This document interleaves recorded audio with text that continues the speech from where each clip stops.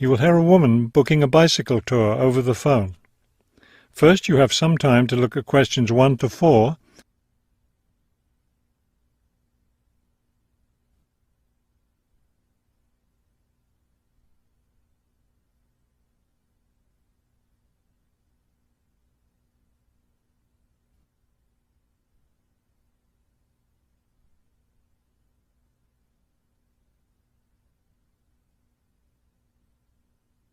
You will see that there's an example that has been done for you. On this occasion only, the conversation relating to this will be played first. Global bicycle tours. May I help you? Yes, thank you. I'd like to sign up for a bicycle tour. The man answers the phone. Global bicycle tours. So the word global has been written at the top of the form. Now we shall begin. You should answer the questions as you listen, because you will not hear the recording a second time. Listen carefully and answer questions 1 to 4. Global bicycle tours. May I help you? Yes, thank you. I'd like to sign up for a bicycle tour. Which tour were you interested in? We have the River Valley tour coming up in June and the mountain tour in July. The River Valley tour is in June. I thought it was in May. It actually takes place the first week of June. Oh, I see. Well, I can still do that. The River Valley tour is the one I want. Splendid.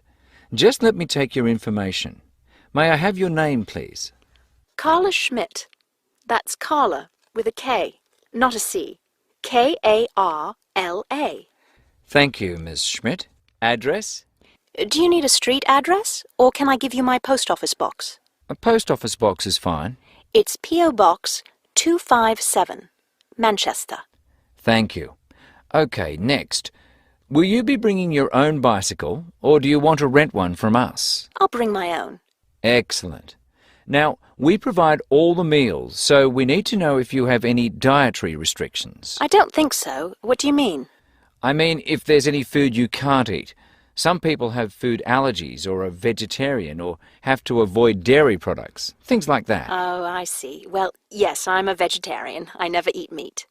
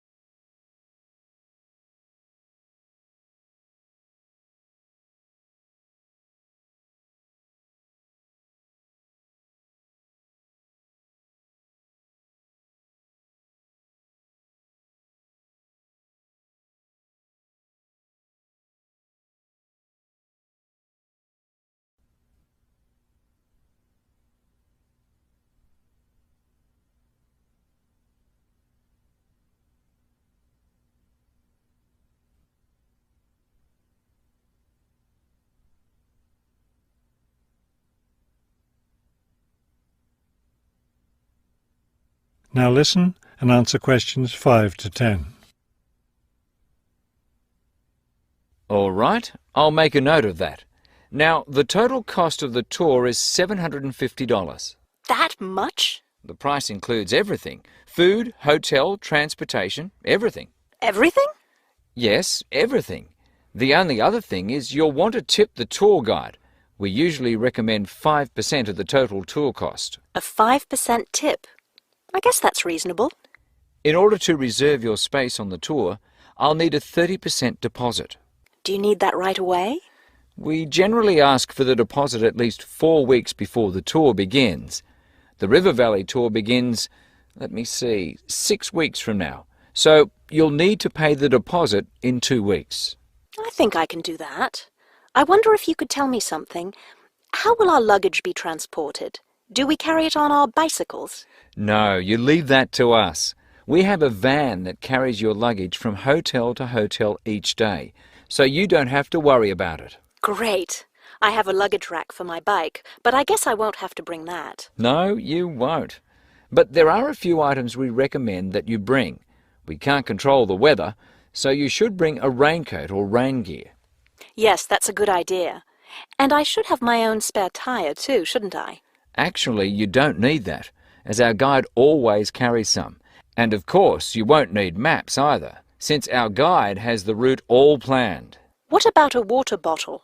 I'll need that, won't I? Yes, you should definitely have a water bottle. A camera would be a good idea too, since that tour goes through some very scenic areas. I have a guidebook of that area. I wonder if I should bring it along. We don't recommend guidebooks. It would just be extra weight, and the tour guide knows a great deal about the area. Yes, I see. Is there anything else I need to know? I think we've covered the important points. I'll send you a tour brochure, and you can call again if you have any questions. Thank you very much. That is the end of section 1. You now have half a minute to check your answers.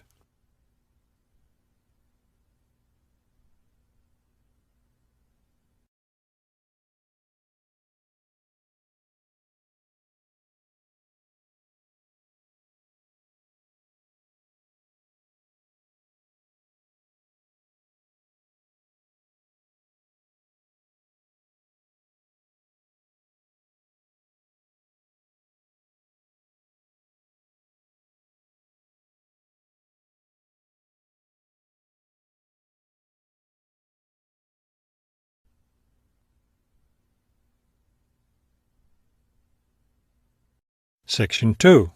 You will hear a radio interview about a lakeside resort. First, you have some time to look at questions 11 to 15.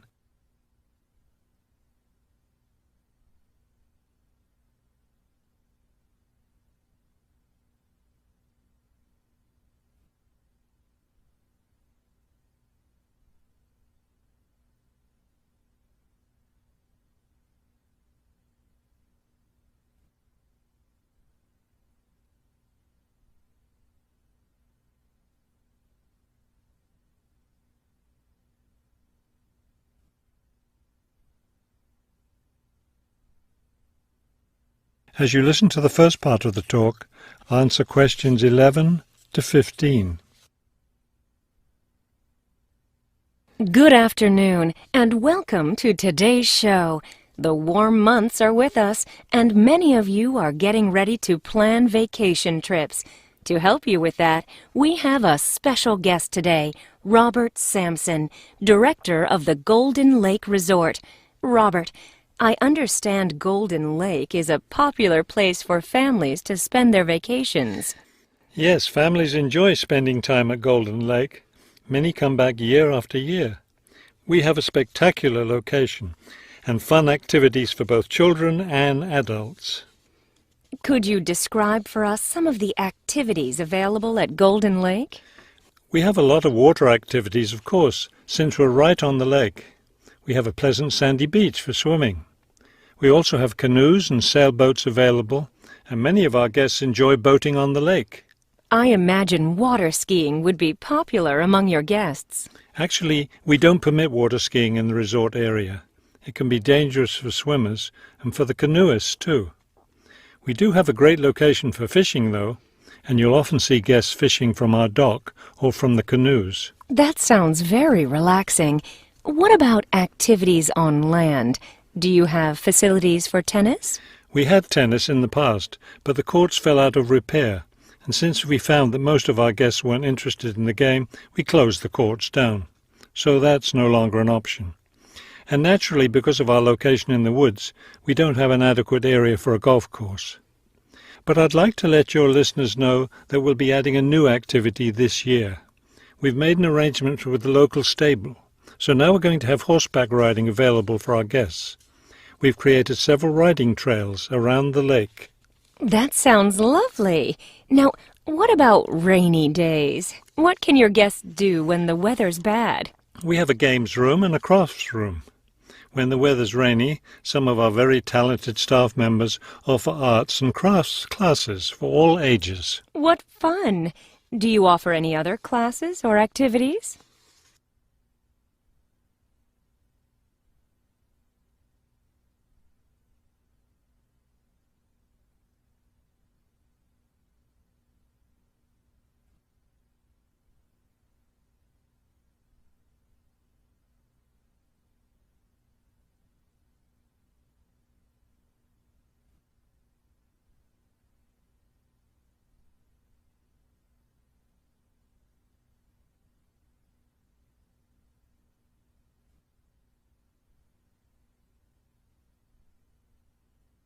Now listen and answer questions 16 to 20. We have a weekly schedule of evening activities which anyone can attend if they choose. Every Sunday we show a film, always something that's suitable for the whole family. Monday's my favourite night because that's dessert night. Our cook prepares a variety of desserts and we get to taste them all. I'd like to be there for that. Yes, it's great. We get more serious toward the middle of the week. Our discussion night is on Tuesday. Discussion night? Yes, we discuss different current events depending on what's happening that week in the news. Then on Wednesdays we have lectures. We invite different experts to talk about local history or nature topics. This is actually one of our most popular evening activities. We found that our guests are really interested in learning about the local area. It sounds quite interesting. Yes, we've had some excellent speakers. Thursday nights are totally different because that's when we play games. That's especially fun for the children. The children love Fridays too because that's talent show night. Everyone gets in on that. Staff, guests, everyone. It looks like you have a lot of fun at Golden Lake Resort. We do. And we end every week with big fun, with a dance on Saturday night. Now I understand a little more why Golden Lake is such a popular place for family vacations. With such a variety of activities, there's something for every member of the family there. There is, and I hope your listeners will consider spending their next vacation with us. That is the end of section 2. You now have half a minute to check your answers.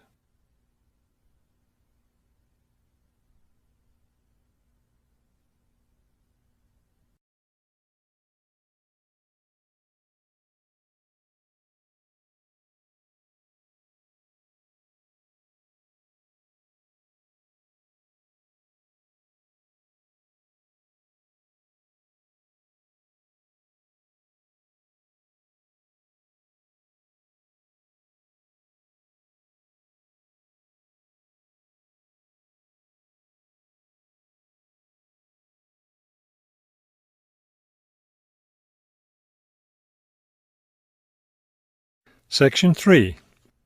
You will hear a conversation between two students planning a research project. First, you have some time to look at questions 21 to 23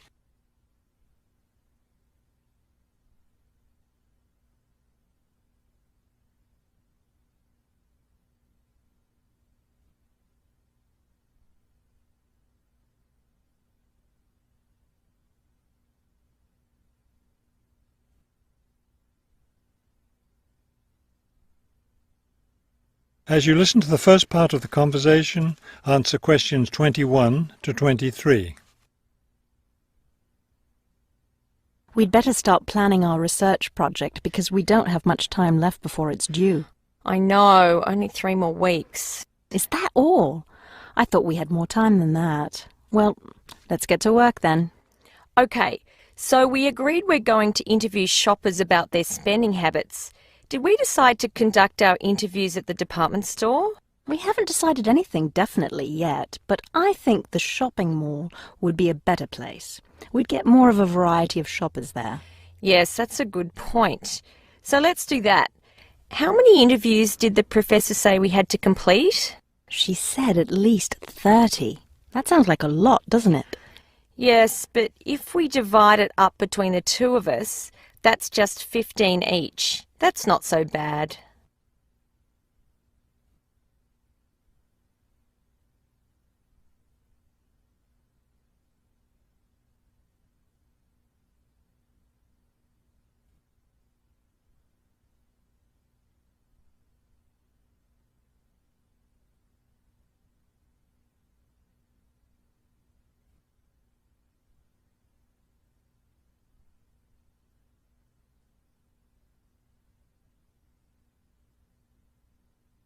Now listen and answer questions 24 to 30.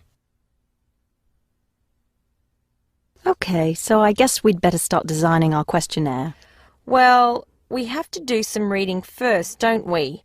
Didn't we say we were going to compare our results to the results of a government study? Right, the government study about how the economic crisis has changed people's spending habits. We want to see if we get similar results. Yes, so we'd better read that first and then design our questionnaire. Then I guess we'll be ready to go out and interview shoppers. No, don't you remember? The professor said she had to approve our questionnaire first before we actually conducted the interviews. Oh, right. So we'll get her approval and then conduct the interviews. I think a Saturday would be the best day for the interviews because everyone's out shopping then.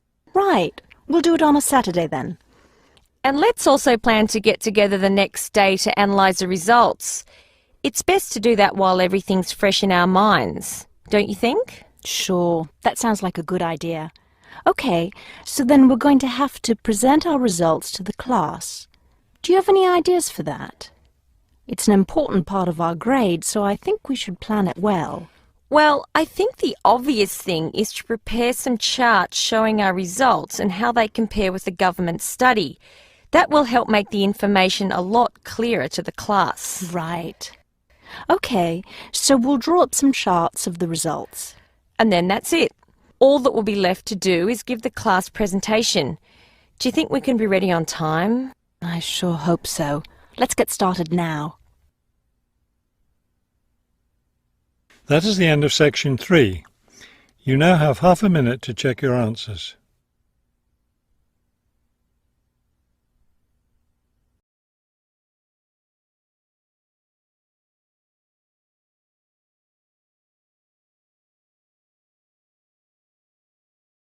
Section 4. Section 4. You will hear a lecture about the black bear. First, you have some time to look at questions 31 to 35.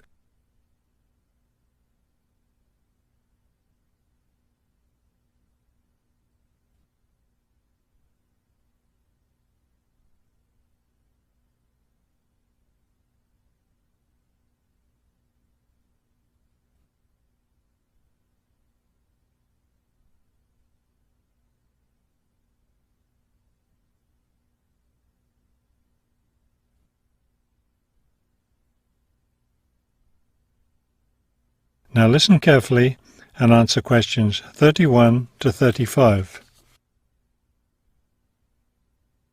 The black bear, or Ursus americanus, has a wide range inhabiting forested areas of North America, including Canada, the United States, and parts of northern Mexico.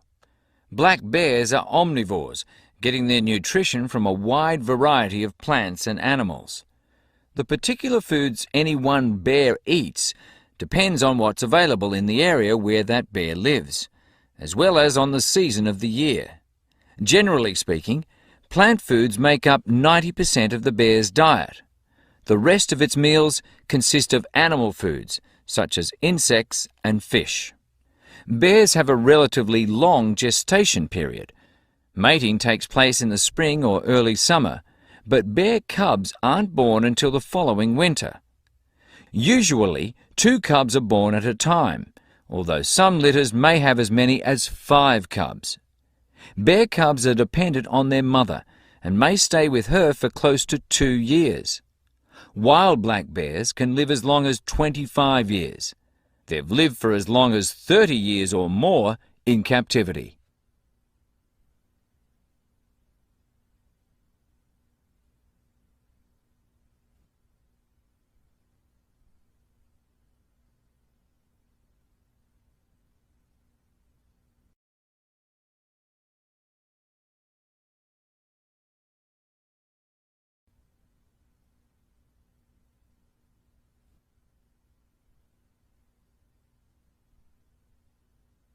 Now listen carefully and answer questions 36 to 40.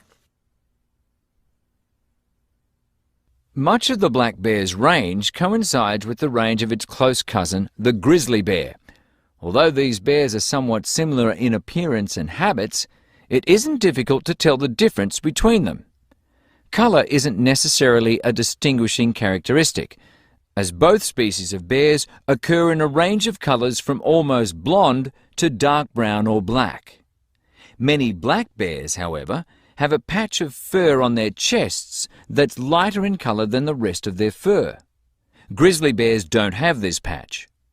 Size isn't always a distinguishing feature either. although grizzly bears are usually heavier with an average weight of 225 kilos. Black bears average 140 kilos in weight. Grizzly bears spend time digging in the ground for roots and tubers that make up part of their diet. The large muscles they need for this give them a distinct shoulder hump. This hump is absent in black bears, which don't do the same kind of digging. The shape of the face and ears is also different in each species of bear. Grizzly bears have a depression between the eyes and nose, and short, round ears. Black bears, on the other hand, have a straighter profile and longer, more pointed ears. Grizzly bears are known for their fearsome, long, sharp claws. Black bears have shorter claws, which are better suited for climbing trees. That is the end of section 4.